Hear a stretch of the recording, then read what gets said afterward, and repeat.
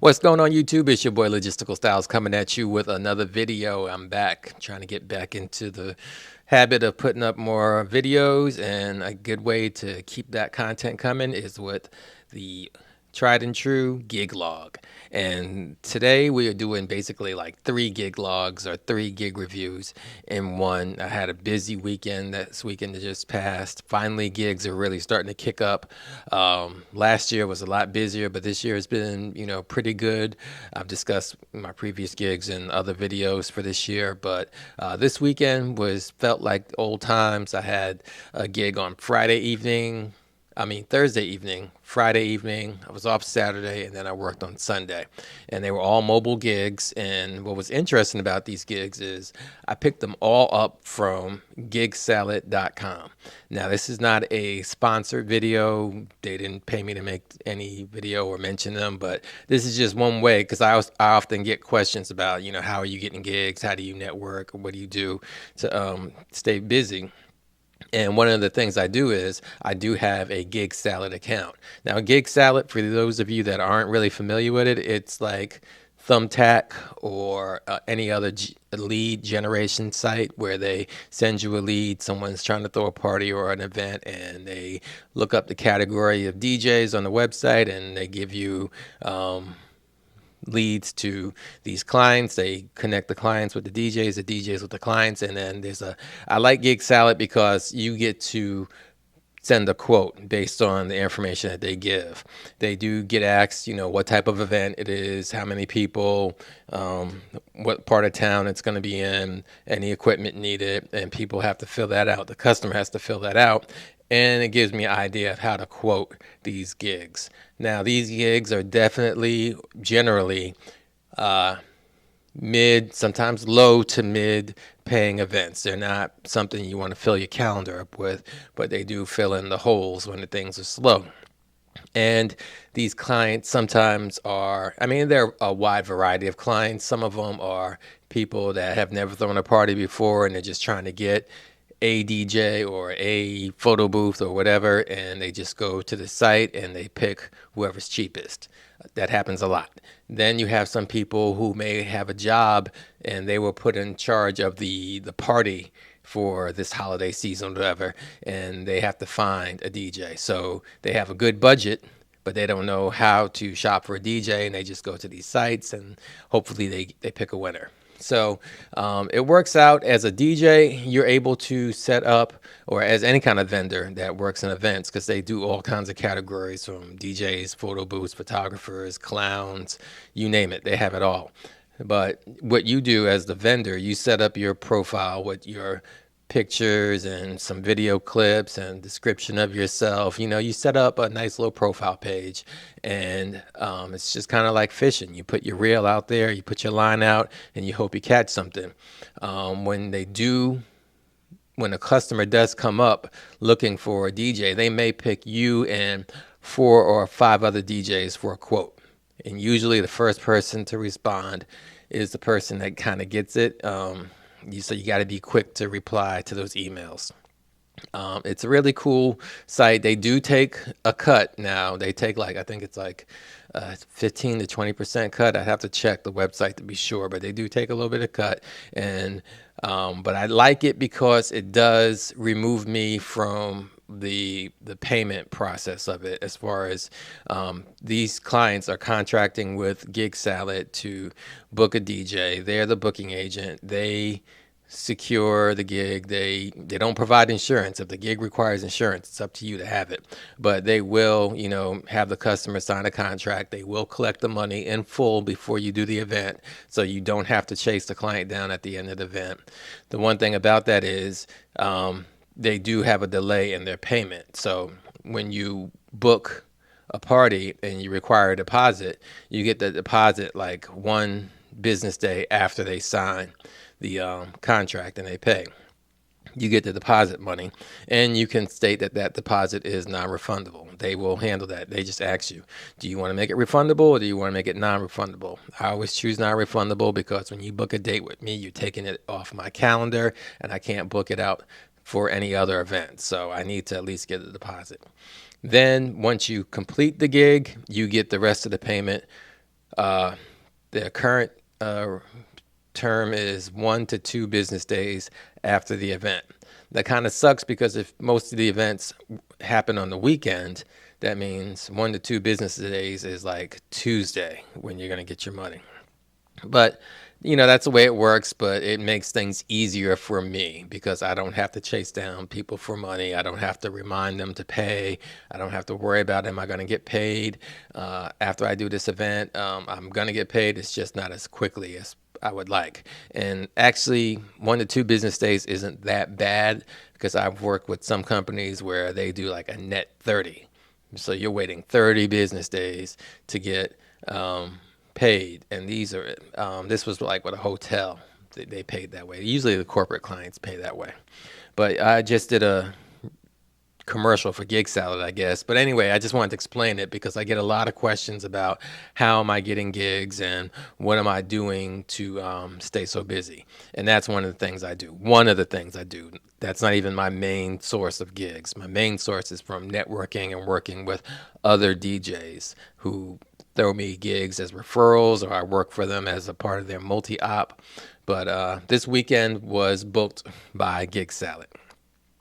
Now, getting back to the actual gigs, the first gig for Thursday, it was a Thursday evening, and it was very convenient because I work my 9 to 5. I work downtown, so I was able to just pack up the car and drive to work, have my car in the garage. It was secure with everything in it, and then leave work and go to this gig, which was like in the Midtown Buckhead part of Atlanta. So I work downtown. This party was like in uptown. So very easy for me to get to. It took about 20 minutes, 25 minutes to get there from the job. And the venue is called the Slate Room, and it was an outdoor venue, but it looked like they converted some loading docks into outdoor/indoor venue. It was really cool. I'm going to show you a video I did of it. I got a video for each of these. I'm going to actually obviously mute out the part when the music is playing, but you'll see a little bit of the dancing that I did. But this was a very easy gig. It was a welcome to the wedding weekend opener. So this was a cocktail party for a couple that was having a wedding that weekend. I was just booked for the cocktail party. The family was mostly coming in from out of town, from like Jacksonville. The mother of the bride, she just found me on GigSalad, sent me a couple of playlists of the type of music they liked, told me it was a range of people from the 20s up to the 60s, and mostly it was the parents and the grandparents that were in attendance with some of the younger folks. Everybody was dressed up pretty nice, so it wasn't like a raging party or anything like that, and it was only 3 hours. So this was a really easy one. I had my RCF J8s and my Pioneer Rev 1, and very simple setup. I didn't even have any lights. I didn't pull any lights out because you'll see the venue. Let's switch over to the iPad and let's see if we can get this going. All right, switching back to the iPad, and in case you aren't following me, go ahead, follow me on Facebook, Logistical Styles. I'm there, and I always post all my events and stuff that I did there. So let's scroll on down. Those are the other events. This is the actual party that I did. As you can see, it was outdoors mostly. I was covered under here, under this little section right here. And let's see, I got a video. Let's see if we can open that up a little bit and turn on some music. Here, outdoor venue, little covered space. I'm over there in the corner. All right, so they got me in the corner, which is cool. I'm under a covered area, but the sun is still blazing a little hot. That's why I've got everything pulled back a little. I was really fighting that sun. The sun was in about 30 minutes setting, but it was directly in front of me, and I was really trying to avoid it's a cocktail hour. My laptop. A wedding weekend. First hour. The first event for the weekend. I got my Rev 1 and Rev 1 keeps things light and easy. J8s. And then this is where the music started. So as you can see, they had me in the corner, so it was hard for me to get really good footage. But yeah, they got down to a lot of the classic rock and roll, Don't Stop Believin', all that good stuff. Aerosmith, did a little Cupid Shuffle. So they had a really good time. This was really easy. The mother at the end of the event, she came up to me and told me how much she appreciated everything I did. She was like, you go on these sites and you don't really know what's going to show up as far as some of these vendors that you get, but she was appreciative that I came on time. I came early to set up and be ready to go when the guests arrived. I played the music according to her playlist, but I also complimented music on that playlist, and there were some songs that I knew were not going to work, so I didn't even bother playing them, and others I mixed in properly, so it worked out really, really well. She was so happy. She left and she gave me $100 tip at the end of the night, so that was pretty cool. The booking was for $400 for a 3-hour cocktail hour, and she gave me $100 tip on top of that. So she was happy. So I was happy because I made my customer happy. So the next event, let's see if I can move on real quick. The next event was a surprise birthday party. And this was for an 80-year-old, a young 80-year-old. She was young. She was moving around. I would have never guessed that she was 80. I would probably said like maybe early 70s, but she was young and it was a 70s theme. So everybody was dressed up in 70s costumes. They were looking really good. Everybody, there was some really, you could tell these people pulled out what they were really wearing back in the 60s and 70s. And this was a good party. It was fun because I could only play music from the 60s and from the 70s. And it's easy to do like a 70s set during a regular party or even a throwback 60s set, but to do it for 4 hours straight, you have to, and not repeat. I don't like repeating music. So to be able to go back like that was really fun. And this was not just only Motown from the 60s. This was like Beach Boys, because this wasn't a black crowd. This was all white crowd. There was a couple of black people there, but you have to really think about people's experiences during those times when they want you to do like a nostalgic type of event. You have to think about, okay, Motown was really, really big back then, but then there were also other genres. This was a time when you had what was called race records, when they made just,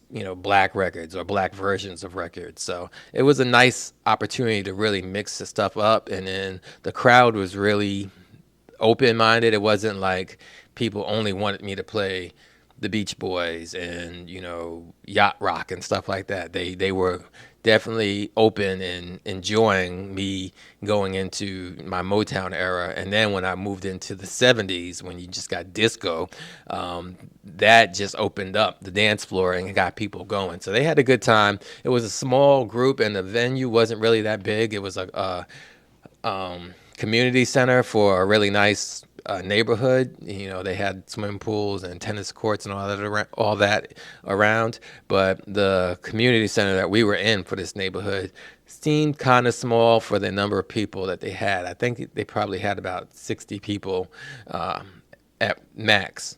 But it's older people, so there's only so much you're gonna get out of them. Playing that era, I got to play songs like The Twist, Chubby Checker. I got to go into doing a lot of different things I don't always get to do. I got to play a lot of Beatles, which is something I don't normally play a lot of, but it's always cool when you have that music already and you're prepared and you don't have to go scrambling and searching for playlists. So that was fun. Let's pull up the video for that. Let's switch over to the iPad again. And once again, this is all on my Facebook page, so just follow me on Logistical Styles on Facebook and you will see. And this one, I'm not going to do a whole lot of audio, mainly because there's a lot of music in it. But like I said, this was a surprise party, and this is how it went down.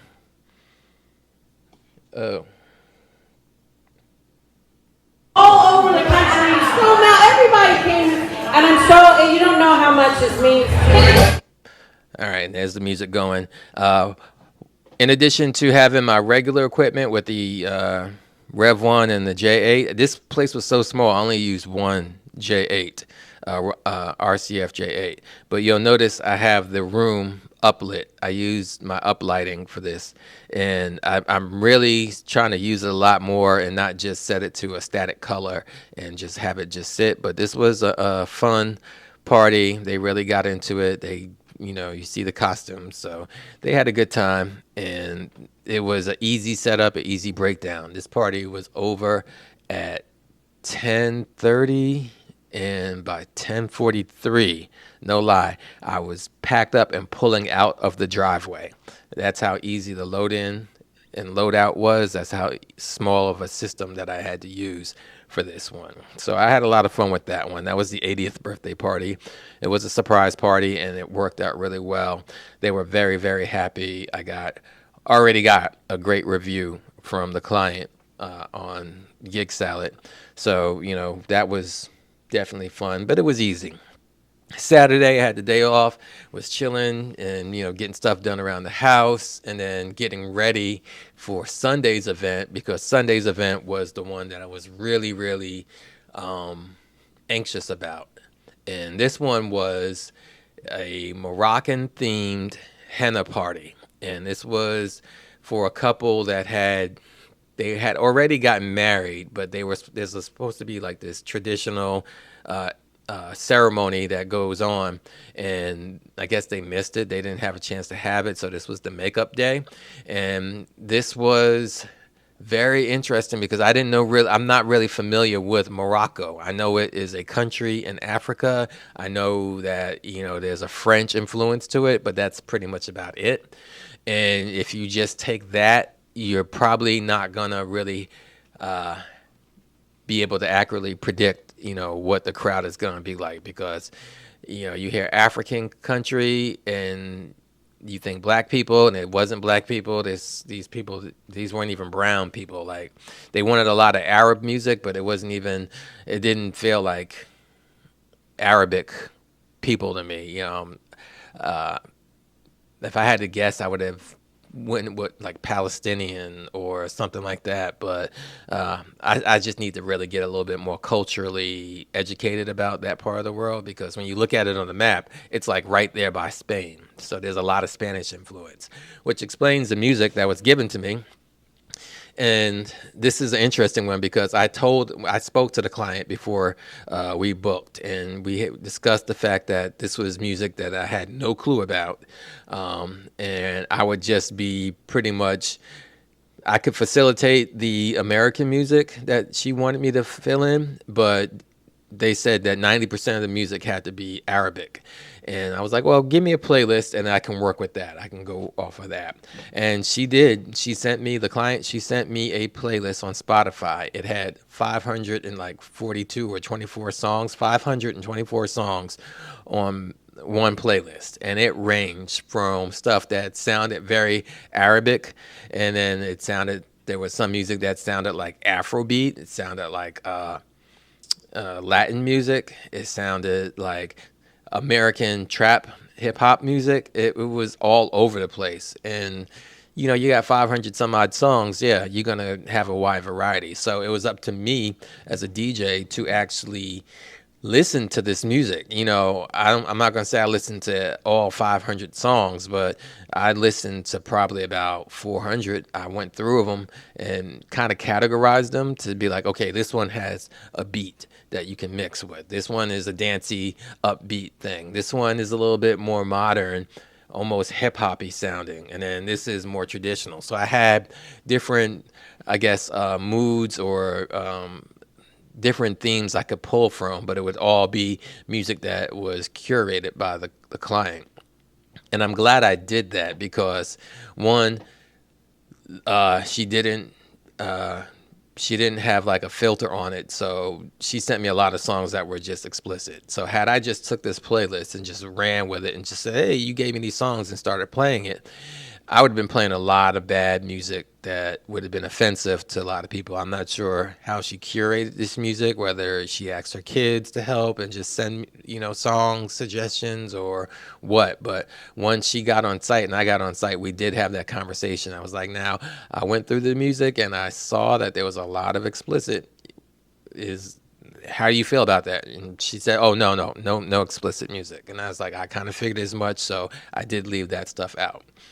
But it worked out, and it was kind of a little bit of pressure at first because one thing, the client, which was the wife, and her husband separately emphasized to me was that the music had to be very loud, it had to be pumping, it had to be rhythmic, it had to be something to bring people out to dance. Now, that is not necessarily a hard thing to do when you're dealing with American music or music that you're familiar with. Because I could do that with Afrobeat, I could do that with a Latin set, I could do that with just about a lot of music. But with a whole culture that you're just not familiar with, I had the playlist for about a week. And I was riding around in the car listening to the songs on the way to work. I would listen to it when I'm at work, and just try to figure out what I could do as far as mixing, because I don't like to just be a jukebox and just play song after song. I do want to keep the party moving. So I was able to do that. I figured out some really good stuff and got some really good input, and everything seemed to go really well. But I was just concerned about, am I playing loud enough? Am I, keeping the party pumping? Because she came over maybe twice throughout the night and was like, keep it going, keep it going. I was like, all right, I got you.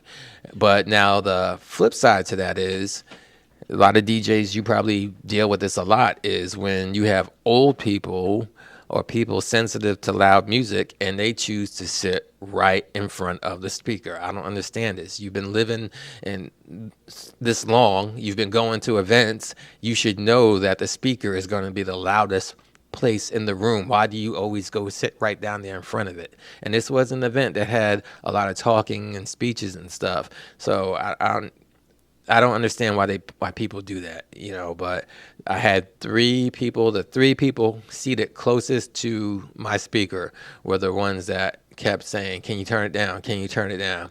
And when I tried to turn it down, the client came right back over to me and be like, no, it's got to be up. It's got to be up. It's got to be loud. It's got to be pumping. And it wasn't that I was playing so loud that things were harsh. It was just like these people sat right in front of my speaker. I don't know why they did that.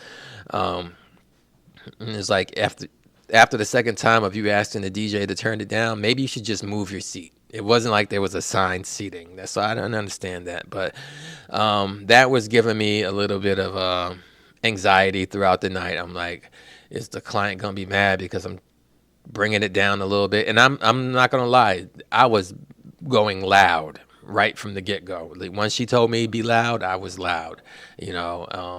I made sure that the bass was even with my highs and my mids, but I was loud. You walked into a jumping, pumping party. And I get it. Certain ethnicities, a lot of ethnic parties are like that. You do a party, for Jamaicans, you got to have a good sound system to be playing that music because they want it bumping and they want to feel the bass. So I probably wouldn't even use the J8s or the Rockvilles for that. I bring something with a bigger sub and bigger tops for something like that. Even Latin music, when you play those Latin parties, they like the music bumping and they like it loud. Seems like Americans can kind of be a little bit too, I guess, reserved when it comes to volume level sometimes. But when you get into these ethnic parties, they want it. They want to feel it. They want to be immersed into the sound, the music, and the culture. So I did that. It worked out really well. And let's see if I can pull up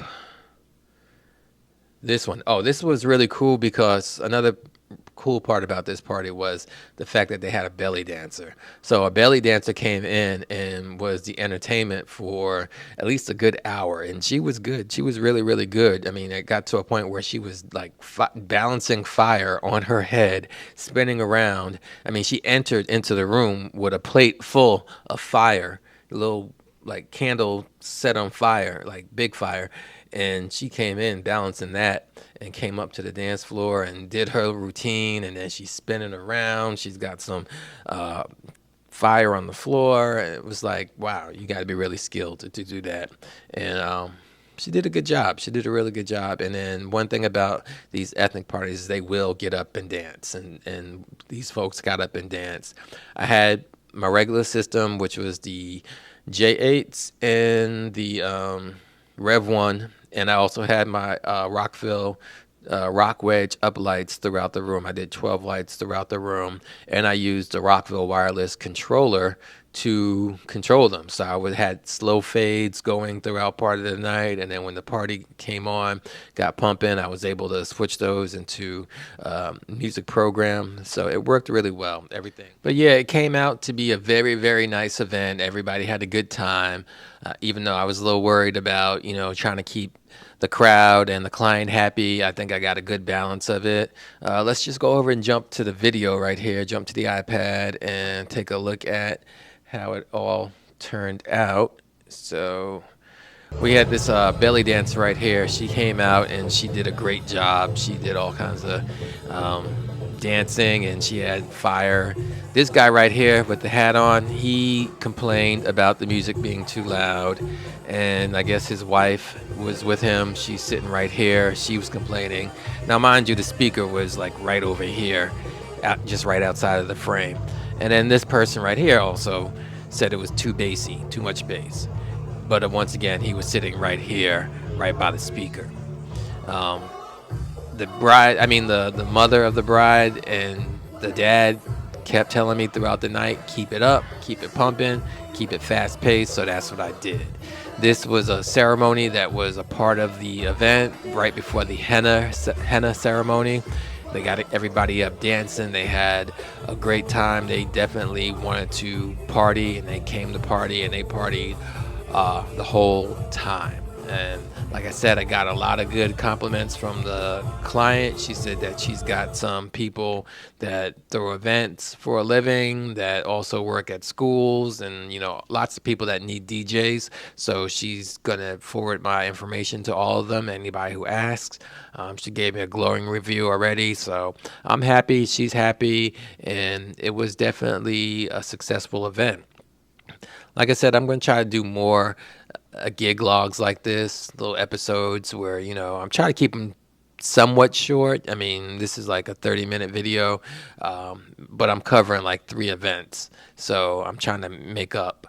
So hopefully, I'll have more videos, because I do a lot of events. I take a lot of footage of videos, but I'm kind of lazy about editing and recording the recap and uploading stuff. So I'm trying to get better with that. And I hope these are informational or enlightening or entertaining at the least, so you can see what it is I do, the life of a working DJ.